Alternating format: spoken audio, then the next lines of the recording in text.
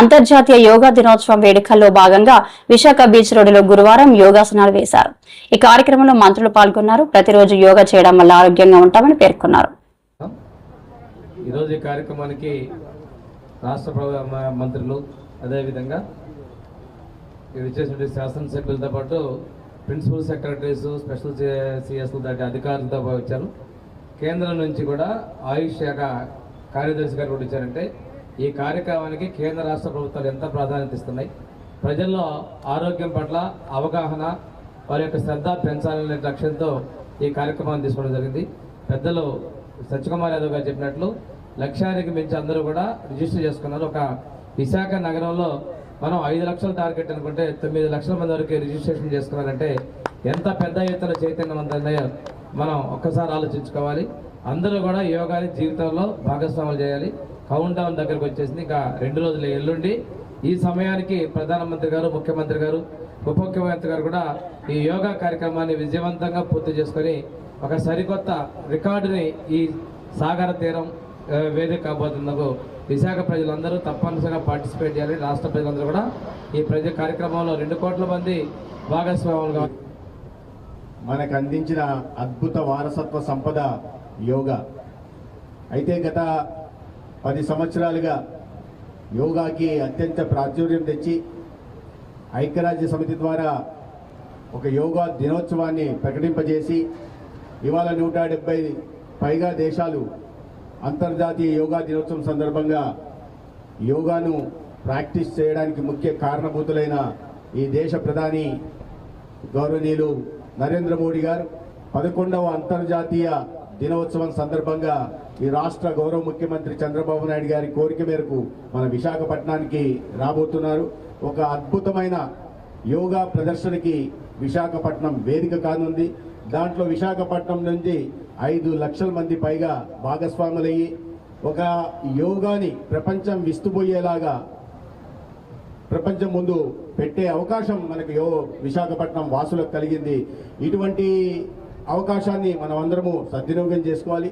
దీంట్లో భాగంగానే గత నెల రోజులుగా అనేక కార్యక్రమాల్ని రాష్ట్ర వ్యాప్తంగా నిర్వహిస్తున్నాం. అది థీమ్ బేస్డ్ యోగా కావచ్చు, లేదా మన ఆధ్యాత్మిక కేంద్రాలు కానీ, లేదా టూరిజం డెస్టినేషన్స్ కానీ, లేదా ప్లేసెస్ ఆఫ్ హిస్టారికల్ ఇంపార్టెన్స్ కానీ అనేక ప్రాంతాల్లో కూడా యోగాని మనం పాటిస్తూ యోగాని చేస్తూ ఈ రాష్ట్రంలో దాదాపు 2 కోట్ల మందిని భాగస్వాములు చేస్తూ కొన్ని రోజులుగా మనం చేస్తున్నాం. రిజిస్ట్రేషన్ చేస్తున్న సందర్భంగా 2 కోట్ల లక్ష్యాన్ని గౌరవ ముఖ్యమంత్రి గారు పెట్టినప్పుడు 2 కోట్లు సాధ్యమవుతుందా అనుకున్నాం. కానీ సగటున ప్రతిరోజు 10 లక్షల చొప్పున 20 రోజుల్లోనే 2 లక్షల మంది 2 కోట్ల మంది రిజిస్ట్రేషన్లు 21వ తేదీ నాడు యోగాలో భాగస్వామ్యం వహించడానికి చేసుకున్నారంటే ఈ రాష్ట్రంలో ముఖ్యమంత్రి గారు కానీ, లేదా ప్రధానమంత్రి గారు గత 10 సంవత్సరాలుగా చేస్తున్న కృషి కారణంగా యోగా పట్ల ప్రజల్లో ఎంతటి అవగాహన కలిగింది, యోగా ద్వారా జరిగే లబ్ధి ఏంటి. ఇప్పుడే మనం యోగా చేశాం. ఒక్కొక్క ఆసనం మన శరీరంలోని 2-3 భాగాలని, అవయవాల్ని ఉత్తేజితం చేస్తుంది. కేవలం శారీరక ఆరోగ్యమే కాకుండా మానసిక వికాసానికి కూడా తోడ్పడుతుంది. ఇవాళ మారిన పరిస్థితుల్లో అనేక మానసిక రుగ్మతలు లోనవుతున్న నేపథ్యంలో చిన్న పిల్లలకి ఈ యోగాని ప్రాక్టీస్ చేయడం ద్వారా, ప్రాణాయామం నేర్పించడం ద్వారా వారిలో ఆ ఒత్తిడి తగ్గి ఏకాగ్రత పెరుగుతుంది. తద్వారా చదువు మీద ధ్యాస పెట్టగలరు. అదే యువతలో కూడా ఒక ఆత్మవిశ్వాసం పొందుతుంది. వయసు పెరిగిన వారిలో ఒక ఆరోగ్యకరమైన వాతావరణంలో వారు ఉండడానికి అవకాశం ఉంటుంది.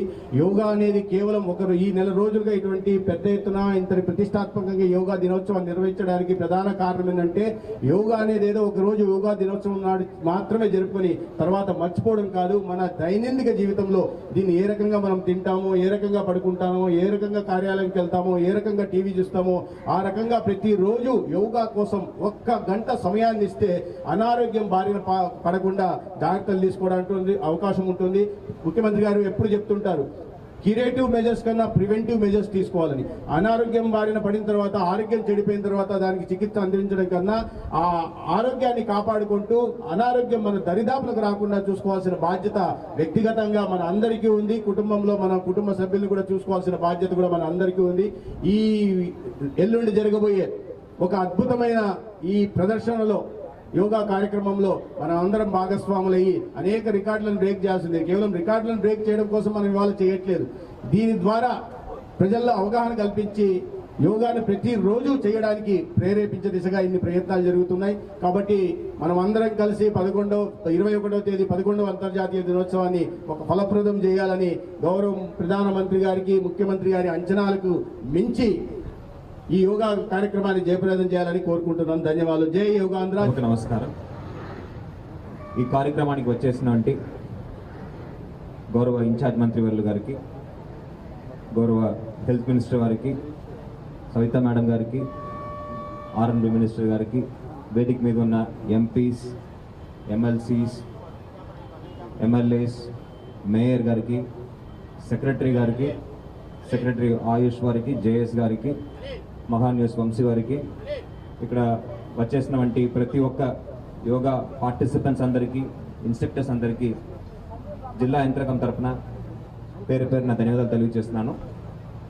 ఇప్పుడే మాట్లాడిన పెద్దలు చెప్పినట్టు గౌరవ ముఖ్యమంత్రి వర్యులు, అదేవిధంగా ప్రధానమంత్రి వర్యులు మన విశాఖపట్నానికి రానున్నారు. 21వ తారీఖు అంటే ఎల్లుండి జరగబోయే ఈ కార్యక్రమాన్ని మీరు అందరూ పాల్గొని విజయవంతం చేయాలని సందర్భంగా కోరుతూ, మరొకసారి ఇక్కడ వచ్చేసినటువంటి పెద్దలందరికీ వాళ్ళు ఇచ్చే సలహాల సూచనలు పాటిస్తూ చక్కగా ఏర్పాటు చేసే విధంగా చర్యలు చేపట్టామని చెప్తూ సెలవు తీసుకున్నాను. Thank you.